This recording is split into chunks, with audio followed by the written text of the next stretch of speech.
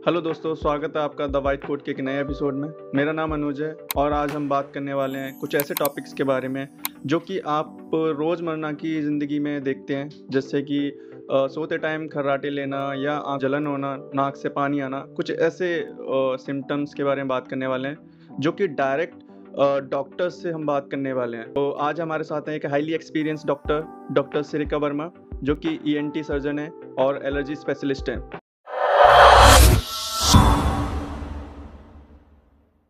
So doctor, welcome to the white coat talks. Thank you very much. So doctor, मैं first जानना चाहूँगा आपके बारे में और आपकी जर्नी के बारे में। मैं एक ईएनटी सर्जन हूँ। 23-24 इयर्स का एक्सपीरियंस है। मैं पहले गंगाराम हॉस्पिटल में थी और अब मैं पिछले 16 साल से गुड़गांव में हूँ। एलर्जी डॉग का नाम से मैंने एक चेन खोला है क्लिनिक्स का। मेरे 15 सेंटर हैं 7 सिटीज़ में, दिल्ली, बॉम्बे, गुड़गांव, चंडीगढ़ और उदयपुर, कुरुक्षेत्र और पंचकुला। तो मैं अलग अलग जगहों में जाकर लोगों को रीच आउट करती हूँ, क्योंकि एलर्जी जो है एक बहुत बड़ी समस्या है और बहुत कम डॉक्टर्स हैं इंडिया में जो इस काम पे कर रहे हैं। मैं 23 साल से यही काम कर रही हूँ और अब आज आपके शो पे आई। कल पॉल्यूशन का बहुत ज़्यादा रोल है नॉर्थ इंडिया साइड, एंड आप ये देखोगे कि अरावली वाला भी केस निकल के आया, जिसमें मैंने देखी, आपकी पिक्चर्स भी देखी, जिसमें आप काफ़ी सपोर्ट कर रही हो चीज़ को। तो इसमें पॉल्यूशन का कितना रोल है? खांसी ये सारी पोल्यूशन की वजह से ही है। तो सबसे पहले तो जो आपने बात की कि north India, 6 states of north India are engulfed by a very bad quality of air for almost 4 months. October, November, December, January, almost middle of February तक में स्काई भी नहीं दिखता है, खासकर जो सिटीज़ में रहते हैं। और ये सिर्फ दिल्ली का पोल्यूशन या गुड़गांव का पोल्यूशन या फरीदाबाद का पोल्यूशन नहीं, पूरा नॉर्थ इंडिया। मतलब अभी जो लेटेस्ट स्टडी आई थी कि out of 100 most polluted cities in the world, 92 are from India. तो ये सभी स्टेट्स को और सरकारों को इसको बहुत गंभीर रूप से लेने की ज़रूरत है और काम करने की ज़रूरत है। और चाइना ने करके दिखाया है, चाइना ने दिखाया ये पॉसिबल है। बीजिंग में 2016 में इतना बुरा हाल होता था कि अगर आप वाइट शर्ट पहन के सुबह निकलते थे तो आपके कॉलर काला हो जाता था शाम तक आते आते। लेकिन उन्होंने इतना बिलियंस ऑफ डॉलर्स खर्चा है in a concerted effort to reduce the air pollution. उन्होंने ग्रीनरी बढ़ाई है, उन्होंने जितने थर्मल पावर प्लांट्स थे उनको शिफ्ट करा है, जितना इंडस्ट्री था उसके चिमनीज वगैरह लगा के नॉन पोल्यूटिंग पूरा कर दिया है, ताकि एयर क्वालिटी हैज़ इम्प्रूव्ड। उन्होंने इलेक्ट्रिक व्हीकल्स पे बहुत फोकस रखा है और सरकार ने इतना पैसा दिया है लोगों को कि वो they are move towards the electric vehicles, non polluting fuels. And इस तरह से मल्टीपल कंसर्टेड एफर्ट, ये एक चीज़ नहीं हो सकता, एक सिटीज़न आप और मैं चाहें वो नहीं कर सकते, पर ये सरकार की तरफ से जोर आना है, इंडस्ट्री के ऊपर प्रेशर आना है और सिटीजन तो अपना रोल निभाएंगे। और सिटीजन मुझे लगता है कि काफ़ी हद तक निभाते भी हैं, लेकिन सरकार और इंडस्ट्री की तरफ से इंडिया में बहुत ज़्यादा कमज़ोरी है इस बात पर। आपने जैसे अरावलीज़ का कहा, अरावली बचाओ एक मूवमेंट हमने 2019 में, उसकी फाउंडर मेंबर हूँ, हमने स्टार्ट किया था क्योंकि सरकार ने कुछ रूल्स बनाए थे जिससे अरावलीज़ का खनन होना था। और अभी आपने देखा था सुप्रीम कोर्ट को गलत इन्फॉर्मेशन दी सरकार ने और कम से कम 90% अरावली ख़त्म होने वाले थे। तो एयर पोल्यूशन जो है एक हेल्थ हजार्ड है and it is affecting about a huge number of crores of people, right? अगर 140 करोड़ इंडिया में आबादी है तो कम से कम 40 करोड़ इंसान जो हैं बुरी हवा का शिकार होते हैं 4 से 5 महीने। और कई स्टडीज़ आई हैं कि दिल्ली में जो रहते हैं बच्चे, उनकी ज़िंदगी 10 साल कम हो जा रही है। तो ये एक बहुत ही सीरियस मुद्दा है जिस पे सरकार को, सिटीजन्स को, इंडस्ट्री को काम करने की ज़रूरत है। मैं उम्मीद कर रही हूँ कि अब कम से कम उठ जाएंगे, केवल ग्रैप लागू करके वो बच नहीं सकते और उस पर कॉन्क्रीट एफर्ट्स होनी चाहिए। But as a medical professional, air pollution किस तरह आपको इफेक्ट करती है? एयर पोल्यूशन में बहुत सारी चीज़ें हैं। एक है पार्टिकुलेट मैटर 2.5, जो आपके सस्पेंडेड एयर पार्टिकल्स होते हैं जो लंग्स में चले जाते हैं। दूसरा है पार्टिकुलेट मैटर 10, जो मोटी डस्ट होती है, जो रोड डस्ट हम कहते हैं। तो वो भी इंडिया में बहुत ज़्यादा है, स्पेशली नॉर्थ इंडिया में। हमने और हर जगह आई थिंक जहाँ पे भी रोड टूटी है, अगर आपकी रोड टूटी है, रोड के साइड में ग्रीनरी नहीं है, तो ऑटोमेटिकली रोड डस्ट आपके बहुत बड़ा मुद्दा हो जाती है। उसके अलावा सल्फर डाइऑक्साइड, लेड डाइऑक्साइड, ये कुछ कार्बन मोनोऑक्साइड और ओजोन, ये एयर में हैं जो आपको परेशान करते हैं। ये आपके ट्रक्स के धुएं में, एग्जॉस्ट पाइप्स में, ये सब चीज़ों से निकलता है। प्लस आपके अगर थर्मल पावर प्लांट है तो सस्पेंडेड एयर पार्टिकल बहुत ज़्यादा होंगे। जिस भी शहर में आप देखेंगे कि वेस्ट टू एनर्जी प्लांट है, वहाँ ये सस्पेंडेड पार्टिकल्स बहुत ज़्यादा होंगे। ये सब करते क्या है, how do they affect the human being? ये जो एयर में ओजोन और ये जो डाइऑक्साइड फ्री ऑक्सीडेंट्स होते हैं ना, ये आपके नेजल म्यूकोसा को इंजर करते हैं, जिसकी वजह से आपको कंजेशन होता है, जैसे आपको लगता है सांस नहीं आ रही। और फिर धीरे धीरे जो म्यूकोसा में डैमेज होता है उसमें फिर पोल्यूटेंट्स इरिटेट कर देते हैं और फिर एलर्जेंस जो है उसमें अंदर घुस जाते हैं।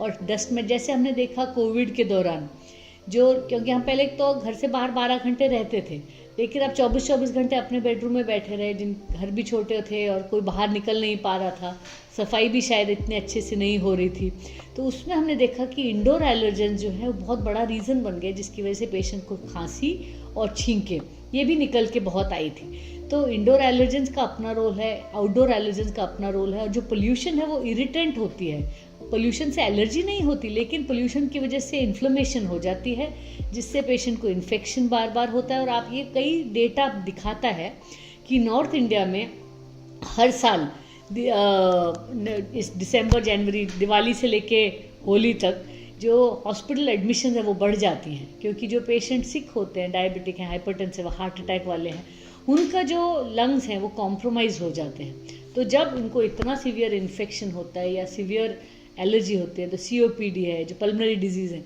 वो बहुत एग्रवेट होते हैं। और पोल्यूशन की वजह से हॉस्पिटल एडमिशन भी बढ़ती हैं और डेथ्स भी बढ़ती हैं। सो air pollution is something of a very serious issue, life changing issue. जब कोविड में ऑफिशियल फिगर है कि 4 लाख लोग इंडिया में मरे और सारा इंडिया को उन्होंने बंद कर दिया, और एयर पोल्यूशन की वजह से तो 20 लाख से ज़्यादा लोग हर साल मर रहे हैं। तो सरकार इसको गंभीर रूप से क्यों नहीं ले रही, ये एक बहुत बड़ा सवाल है जो हमें पूछना है। ओके, सो अगर जैसे हमें इस टाइम पे ये सोचना चाहिए कि गवर्नमेंट को क्या करना चाहिए और गवर्नमेंट कर क्या रही है, और हम लोगों को क्या करना चाहिए इस टाइम पे, और हमें किन किन चीज़ों का ध्यान रखना चाहिए अगर पॉल्यूशन इतना ज़्यादा हो गया है? See as citizens I can tell you क्या क्या स्टेप आप कर सकते हैं, जो मैं ऑलरेडी कर रही हूँ। जैसे note single use plastic, straw, चम्मच, सिंगल यूज़ की कोई भी प्लास्टिक की वस्तु मत यूज़ करिए। बी लिटिल मोर अवेयर, आप अपना प्लास्टिक बॉटल की जगह अपने ग्लास बॉटल अपने घर से लेके जाइए। देखिए कि घर पे भी हम ग्लास बॉटल रखते हैं, उस तरह आप अपना कार में भी अगर आप जा रहे हैं तो अपने स्टील की बॉटल लेके जाइए, ताकि आपको बाहर से कभी प्लास्टिक बॉटल ना खरीदने पड़े। That is one thing that we can do. Second thing is that अपने घर में जो गार्बेज है उसको सेग्रीगेट करें, वेट वेस्ट और ड्राई वेस्ट।